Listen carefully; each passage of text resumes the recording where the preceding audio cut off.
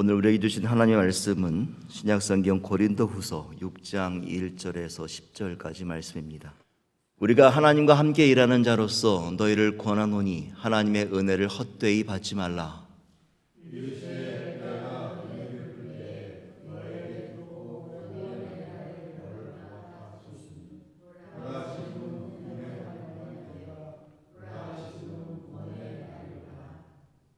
우리가 이 직분이 비방을 받지 않게 하려고 무엇에든지 아무에게도 거리끼지 않게 하고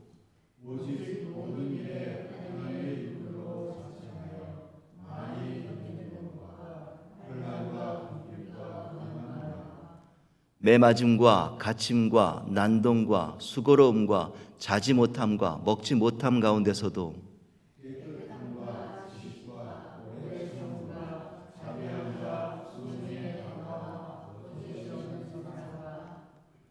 진리의 말씀과 하나님의 능력으로 의의 무기를 좌우에 가지고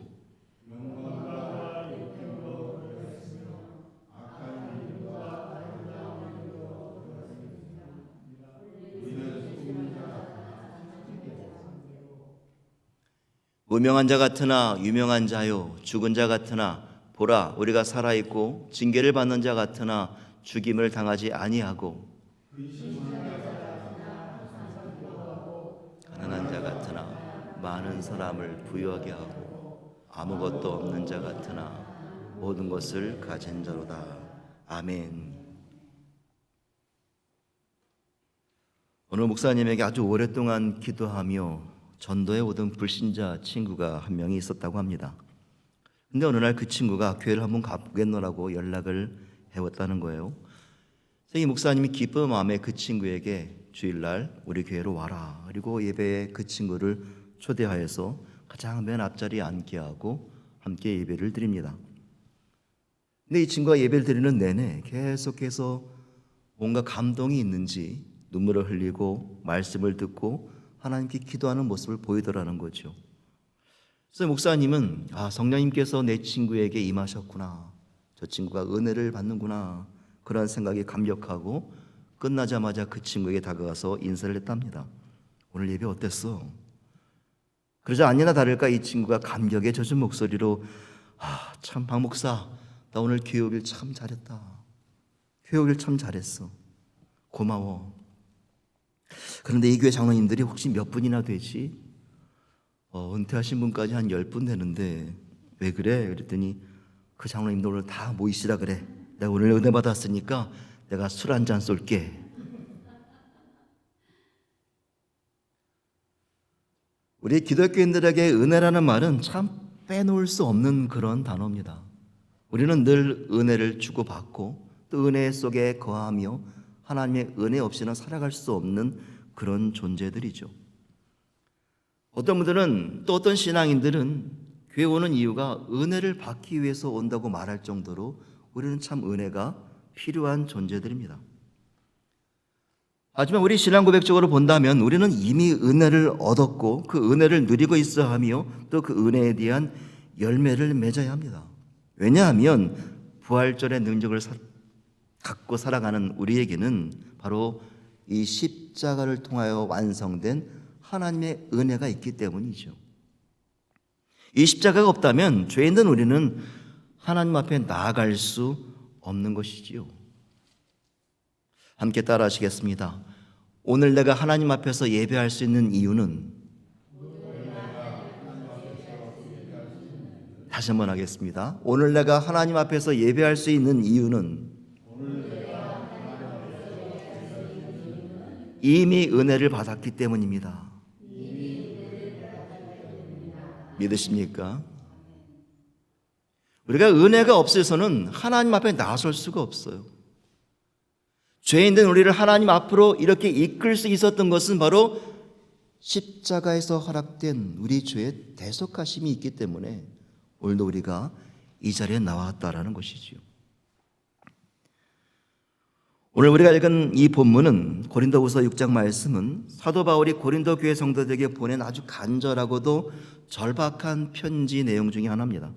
이 편지가 절박했을 수밖에 없었던 이유는 바로 1절에서 소개하고 있는데 하나님의 은혜를 헛되이 받지 말라라는 말씀이에요. 헛되다라는 것은 가치가 없다, 속이 비었다, 알맹이가 없다라는 것이죠. 하나님의 은혜는 분명히 헛되이 받을 만큼 가치가 없는 것도 아니고 허울 좋은 겉모양만 있는 것은 더더욱 아닌데 그 은혜를 헛되이 받고 있더라. 왜냐하면 그 이유가 2절에 나오는데 우리 2절 말씀을 다시 한번 읽겠습니다. 이르시되 내가 은혜 베풀 때에 너에게 듣고 구원의 날에 너를 도왔다 하셨으니 보라 지금은 은혜 받을 만한 때요 보라 지금은 구원의 날이로다. 이 말씀을 잘 보세요. 하나님께서 우리의 기도를 들으시고 우리를 구원하시는 것이 하나님의 은혜인데 바울이 강조하고 있는 말씀이 바로 뒤에 있어요. 보라, 은혜의 때가 언제입니까? 지금이라는 거예요.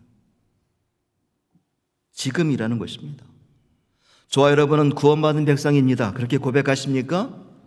그렇다면 우리는 지금 하나님의 은혜 안에 거하고 있는 것입니다. 아멘. 오늘 본문의 대상인 고린도 교회는 바울이 2차 전도 여행 중에 1년 6개월 동안 머물면서 말씀을 전했던 곳이에요. 보통 대부분의 도시들은 며칠에서 몇 주, 몇 달인데 1년 6개월이라는 장기간 동안 그것에 머물면서 한 사람 한 사람을 사랑과 기도와 말씀으로 대했던 곳이 이 고린도 교회였어요. 그러니까 바울의 마음이 얼마나 거기를 향하여 있었는지 알 수 있는 것이죠. 고린도를 떠나서도요, 바울은 계속하여 편지를 보냅니다. 고린도 전서와 후서만 보는 것이 아니라 그 가운데 계속해서 편지를 주고받아요. 어떻게 지내니? 말씀을 받았니? 사랑을 나누고 있느냐? 이런 얘기를 계속 주고받습니다. 눈물을 쏟으면서 그곳을 찾아가기도 하죠. 그런데 그렇게 사랑과 기도의 관심의 대상이었던 고린도 교회 성도들이 이미 받은 하나님의 은혜를 누리지 못하고 있더라. 고백하지 못하고 있더라. 그냥 헛되이 흘려보내고 있더라. 그래서 간절한 모습으로 이 편지글을 쓰고 있는 것이죠. 그러면서 이미 은혜를 누리는 자, 바로 지금 우리가 은혜 안에 있다는 것은 어떤 삶의 모양으로 나타나야 하는지를 소개하고 있습니다. 그 첫째는 바로 내 신앙의 정체성이 깨달아지게 된다라는 것입니다. 함께 따라 하시겠습니다. 하나님의 은혜 안에 있는 자는, 다시 한번요. 하나님의 은혜 안에 있는 자는 내 신앙의 정체성이 깨달아진다. 우리 1절과 4절 말씀을 쉬운 말 성경 버전으로 다시 한번 읽겠습니다. 우리가 하나님과 함께 일하는 사람들로서 여러분에게 진심으로 권고합니다. 우리는 모든 면에서 하나님의 일꾼답게 처신하면서 해야 할 일을 다하고 있습니다. 바울은요, 자신을 소개할 때마다 자기를 어떻게 소개하냐면요, 예수의 사도된 나 바울은 자신이 예수의 사도로 부름받은 직분이 있다라고 항상 자신을 소개해요. 근데 사도라는 말 외에 또 하나 더 많이 등장하는 그런 단어가 하나 있는데 그것이 바로 하나님의 일꾼이라는 단어입니다. 바울은요, 자신을 소개할 때마다 하나님의 일꾼된 나, 나는 하나님의 일을 하고 있는 나, 이런 소개를 굉장히 많이 사용해요. 바울은 하나님의 일꾼이라는 사실이 굉장히 자부심과 긍지가 있었다라는 거죠. 왜냐하면 나는 하나님의 일을 하고 있는 사람이야. 여러분, 일꾼은요, 자기 자신에게 선택되어 자신이 정한 일을 하는 자가 아니라 주인에게 부름을 받고 주인의 일을 감당하는 자가 일꾼이에요. 그런데 내 삶의, 내 인생의 주인이 하나님이시라는 고백이에요. 내 주인이 하나님이시야. 그리고 나는 그 하나님의 일을 감당하고 있어. 하나님의 일꾼이야.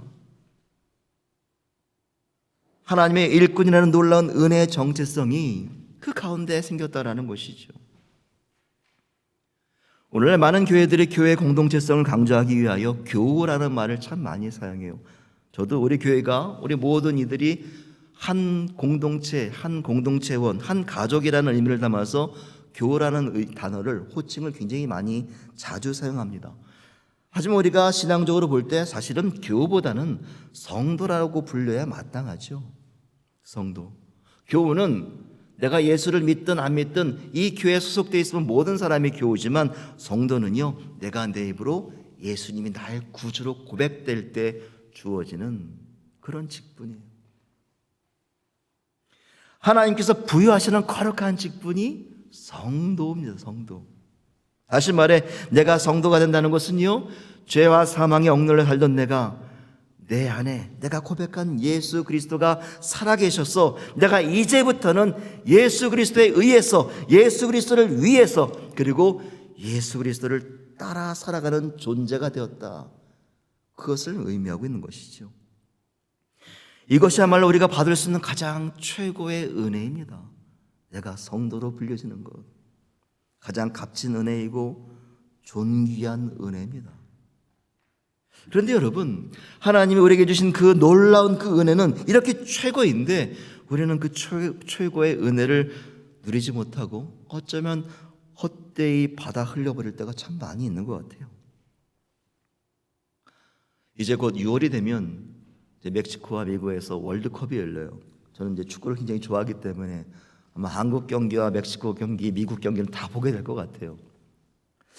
가끔 그 축구 경기를 보게 되면은요, 참 신기한 모습들이 들어와요. 어떤 거냐면요, 한 선수가 골을 넣으면 정말 많은 사람들이 경기장이 떠나갈 정도로 큰 함성을 보냅니다. 회성을 지르기도 하고요. 어떤 경우는 모르는 사람끼리 껴안기도 하고 울고 불기도 하고 춤을 추기도 해요. 근데 사실 냉정하게 바라본다면 그 선수가 골을 넣은 거하고 저하고는 상관이 없어요. 그 선수가 골을 넣은 것은 내가 응원하는 사람이 골을 넣어서 이긴 그냥 감정적으로 기분 좋고 행복한 것뿐이지 사실 내 삶에 크게 와닿지 않는 상황입니다.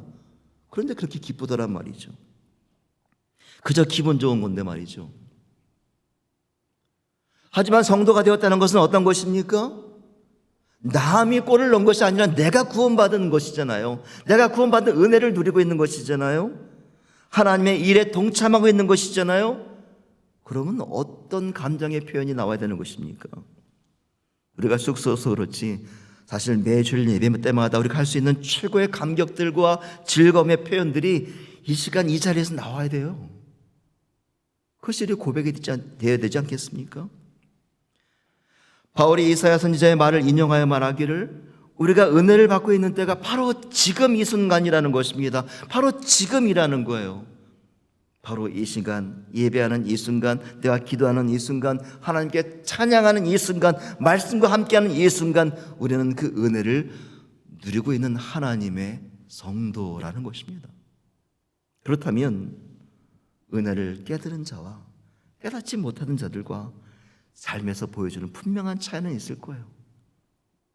한눈에 봐도 저분은 하나님의 은혜를 깨달은 자들의 모습이구나.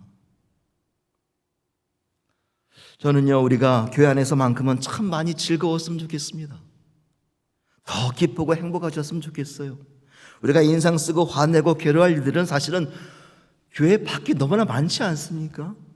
하나님의 은혜 안에 거하는 우리들은 그런 괴로움보다 하나님이 허락하시는 기쁨과 감격으로 살아가야 되는 줄로 믿습니다. 그런 의미에서 우리 웃으면서 한번 아멘 한번 해보실까요? 아멘 하시면서 박수 치면서 한번 하겠습니다. 시작! 아멘. 참 억지로 하는 겁니다만 우리에게 이미 필요한 것 같아요. 우리가 마음속으로 상할 일들은 교회밖에 너무 많지 않습니까?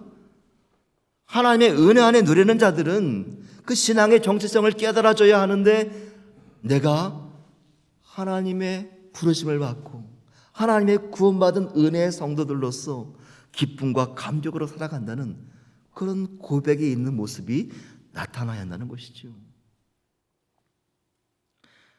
둘째로 하나님의 은혜를 누리는 자들은요, 삶이 정직해집니다. 함께 따라 하시겠습니다. 하나님의 은혜 안에 있는 자는 내 삶이 정직해진다. 3절 말씀도 쉬운 말 성경으로 함께 읽겠습니다. 우리는 무슨 일에나 어느 누구에게도 걸림돌이 되지 않으려고 애쓰고 있습니다. 그것은 우리가 섬기는 이 일이 사람들에게서 비난을 받거나 불신을 당하는 일이 없도록 하기 위함입니다. 바울은요, 우리 신앙인들이 누군가에게 걸림돌이 될 때 하나님의 은혜가 가려지고 왜곡된다는 것을 이 말씀에서 설명하고 있어요. 걸림돌이라는 것은 특별히 우리 신앙인으로서 다른 사람들에게 걸림돌이 된다는 것은 하나님의 은혜를 가린다는 것인데, 그것은 신앙인으로 살면서 우리의 삶에서 전혀 다른 모습으로 나타날 때를 말하는 거죠. 거짓된 삶을 말합니다.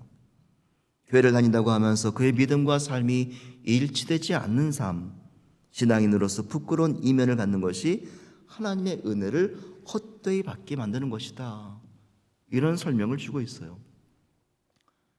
지난 2007년 보스턴의 명문대학 MIT에서 엄청난 소동이 일어났습니다.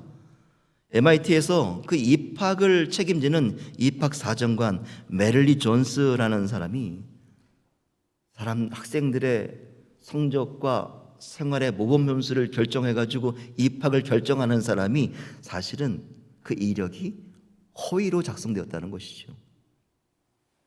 28년 동안 거짓말로 작성된 이력서를 가지고 MIT 학교에서 일을 했다는 것입니다. 이 사실이 밝혀지면서 미국 사회가 굉장히 시끄러웠던 적이 있었습니다. 그런데 더 충격적인 사건은요, 그 이후에 벌어져요. 이 MIT 사건으로 인해서 미국 전반에 걸쳐 직장인들의 이력서들을 검증하기 시작합니다. 그랬는데 지난 2023년 포브스 기사에 따르면 미국 직장 지원자 중에 무려 70%가 허위 정보를 작성했다라고 고백했다는 거죠. 70%가. 게다가 최근 발표된 통계를 보면 직장인들의 거짓말을 세대별로 조사를 했는데 젊은 세대로 갈수록 거짓말의 횟수가 늘고 죄책감이 낮아지고 있더라는 거예요. 사실 제가 어릴 때만 하더라도 거짓말을 한번 하면 얼굴이 빨개지고 수치스러운 것이 정상이었는데 오늘날은 거짓말 몇 개쯤은 아무것도 아닌, 창피하지도 않은 그런 세대가 되었다라는 것이죠. 가끔 우리는 우리 연약함과 허물들이 숨겨지기를 원합니다. 그래야 이 거짓된 세상에서 조금이라도 나를 보호할 수 있다고 생각하기 때문이죠. 우리가 살아간 이 세상에서는 작은 흠 하나가 굉장히 큰 약점이 되고 그것 때문에 다른 이들이 나를 밟고 일어설 수 있는 기회가 되기도 합니다. 그래서 저는 개인적인 마음에 참 우리 성도님들이, 우리 기독교인들이 그런 약점들이 세상에 드러나지 않았으면 좋겠어요. 그런 허물들이 밝혀지지 않았으면 좋겠어요. 하지만 하나님 앞에서도 우리가 그럴 수 있을까요? 우리를 포함한 세상의 그 어떤 이들도 하나님 앞에서는 숨길 수 있는 것이 아무것도 없습니다. 게다가 우리가 그 빛이 두려워서 세상과 똑같이 부풀리고 살고 거짓으로 일삼으며 살고 자기 포장으로 살아가게 되면 결국 내가 숨어있던 어둠의 공간 속에서 누구를 만나겠습니까? 나와 똑같은 자들을 만나게 돼요. 악한 마음을 품은 자들, 거짓된 자들, 빛이 들어오고 숨어있는 사람들만 만나게 됩니다. 그래서 바울은 우리에게 신앙인들은 하나님 앞에 서 있는 그리스도인들은 말과 삶이 정직해야 한다라고 우리에게 강하게 말하고 있어요. 그러면서 너무나 놀라운 말씀을 전하는데 우리 9절과 10절 말씀을 다시 한번 읽겠습니다. 무명한 자 같으나 유명한 자요, 죽은 자 같으나 보라 우리가 살아있고 징계를 받는 자 같으나 죽임을 당하지 아니하고 근심하는 자 같으나 항상 기뻐하고 가난한 자 같으나 많은 사람을 부유하게 하고 아무것도 없는 자 같으나 모든 것을 가진 자로다. 여러분, 우리가 정직하게 살려고 하면 세상은 우리를 어리석다고 조롱합니다. 모든 우리 연약함이 드러나기 때문에 약점이 잡힐 수도 있어요.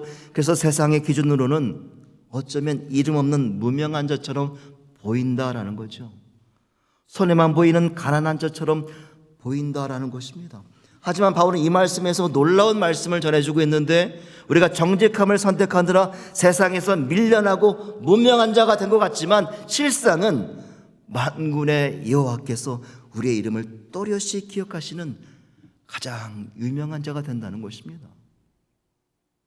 정직을 지키느라 손해를 봐서 가난한 자 같으나 하늘의 보화로 오히려 남을 부욕케 하는 가장 부유한 자가 된다는 것입니다. 사랑하는 여러분, 하나님께서는 우리의 정직한 삶을 통하여 이 땅의 죄악을 드러나게 하십니다. 우리의 거룩한 믿음의 삶을 통하여 어둠이 결코 빛을 이길 수 없다는 것을 증명하게 하십니다. 하나님의 일꾼은 하나님의 빛을 만방에 드러나는 그런 일을 감당하는 사람들이죠. 바로 지금은 은혜를 누리고 있는 저와 여러분의 모습을 통하여 하나님의 역사가 우리가 사는 이곳과 우리의 삶의 터전에 펼쳐지는 것입니다. 대체로 지금 은혜를 누리는 자는 갈급함이 생기게 됩니다. 마지막으로 한 번 더 따라하겠습니다. 하나님의 은혜 안에 있는 자는 내 안에 갈급함이 생긴다. 이 4절 5절 말씀도 함께 읽겠습니다. 오직 모든 일에 하나님의 일꾼으로 자천하여 많이 견디는 것과 환난과 궁핍과 고난과 매맞음과 갇힘과 난동과 수고로움과 자지 못함과 먹지 못함 가운데서도, 제가 남자로서 고백하는 솔직한 고백이 하나 있는데요, 남자들에게는 희한한 자부심이 하나 있어요. 그건 뭐냐면요, 내가 얼마나 힘든 일을 겪었는지를 자랑한다는 거예요. 예를 들어서 남자들이 모이면 군대 얘기를 참 많이 하거든요. 다들 자기가 아주 험한 오지에서 고생하고 들어왔다는 것을 많이 광고하고 자랑을 해요. 그러면 강인한 정신과 강인한 체력이 이렇게 드러나는지 모르겠습니다만 참 그런 모습들을 많이 자랑합니다. 오늘은 제가 축구 얘기와 군대 얘기를 다 했네요. 평소에는 하지 않는데요. 어떤 경우에는요, 어떤 남자들은요, 자기 몸에 난 상처를 자랑하기도 해요. 이 팔에 난 상처는 자전거와 부딪혀서 난 상처야. 이 다리에 난 상처는 자동차에 치인 상처야. 그러면 꼭 어떤 분은 우통을 열어 제끼는 분이 계세요. 이 배에 난 상처는 사자와 싸우다 난 상처야. 이 정도면 전문가의 상담을 받아야 되지 않습니까?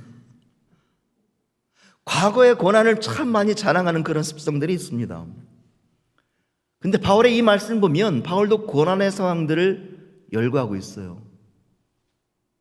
하나님의 일꾼으로 살아가면서 많이 견뎠다는 거죠. 환난과 궁핍과 고난이 있었다는 겁니다.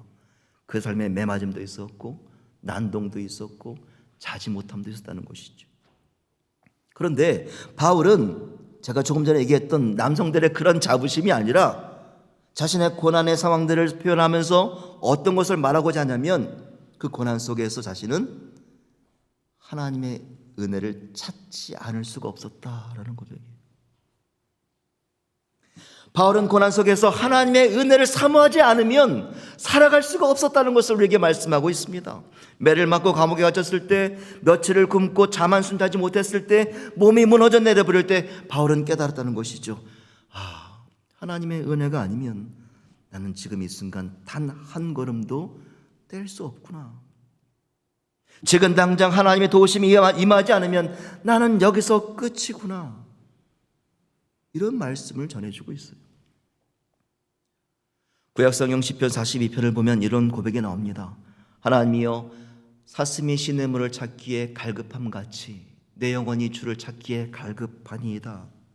이 말씀을 보게 되면 갈급함이라는 단어가 나오는데요, 이 갈급함이라는 단어는 그냥 목이 마른 갈증의 상태를 말하는 것이 아니라 한 방울의 물도 나지 않는 광야에서, 사막에서 이 타들어가는 목구멍을 쥐어짜면서 숨을 헐떡헐떡거리면서 시냇가를 찾는 사슴의 모습을 설명해 주고 있어요. 지금 물을 마시지 못하면 지금 당장 죽을 것 같은 그 절박함이 하나님을 찾는 은혜의 사모함이 되어야 한다는 것입니다. 다시 말해 하나님의 은혜는요, 우리의 생존이 달린 문제입니다. 우리가 반드시 받아야 하는, 누려야 하는, 그래서 갈급함이 있어야 하는 그런 은혜라는 거예요. 우리가 하나님이 필요하십니까? 하나님의 은혜가 있어야 합니까? 우리의 기도를 하나님이 반드시 들으셔야 합니까? 그러면 하나님을 찾는 갈급함이 우리에게 있어야 합니다.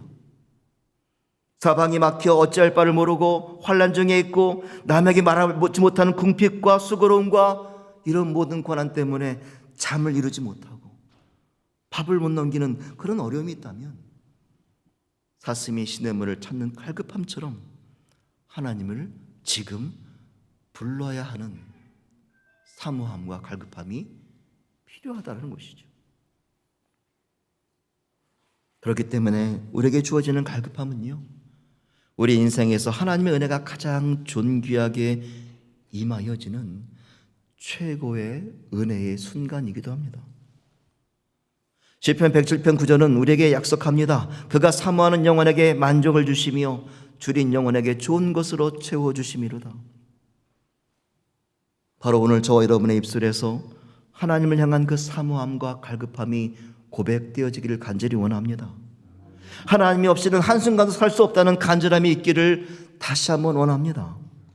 그리고 우리 그 고백 위에 하나님의 넘치는 은혜가 풍성해지는 놀라운 능력을 경험하시는 우리 모두가 되시기를 간절히 축원합니다. 말씀을 마무리합니다. 17세기 영국의 시인 로버트 헤릭이 쓴 시 중에 Do it now, 지금 하십시오라는 시가 있습니다. 제가 한번 읽어보겠습니다. 지금 하십시오. 할 일이 생각나거든 지금 하십시오. 오늘은 하늘이 맑지만 내일은 구름이 보일지 모릅니다. 친절한 말 한마디가 생각나거든 지금 말하십시오.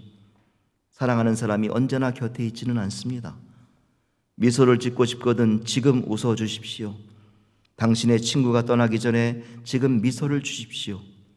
불러야 할 노래가 있다면 지금 부르십시오. 당신의 해가 저물면 노래 부르기엔 너무나 늦습니다. 당신의 노래를 지금 부르십시오. 우리는 참 많은 것들을, 너무나 많은 것들을 미루며 살아갑니다. 사랑도 미루고 용서도 미루고 순종도 미루고 은혜도 미루며 살아갑니다. 그러면서 우리는 언젠가 더 좋은 때가 올 거라고 생각합니다. 그런데 바울은 우리에게 분명히 말합니다. 보라, 지금은 은혜 받을 만한 때요. 은혜는 지금 반응하는 사람의 삶에서만 능력이 되는 줄로 믿습니다. 이 한 주간 우리가 은혜를 그저 아는 사람에 머무르지 않고 지금 그 은혜 안에 살아가는 사람이 되어서 우리 신앙의 정체성을 붙들고 정직함을 선택하며 하나님을 사모하는 갈급함이 있기를 간절히 축원합니다. 그리고 그 은혜가 우리 삶에서 실제가 되고 능력이 되며 열매가 되는 놀라운 역사가 우리 삶의 모든 터전에서 나타나시는 이 한 주가 되시기를 간절히 축원합니다.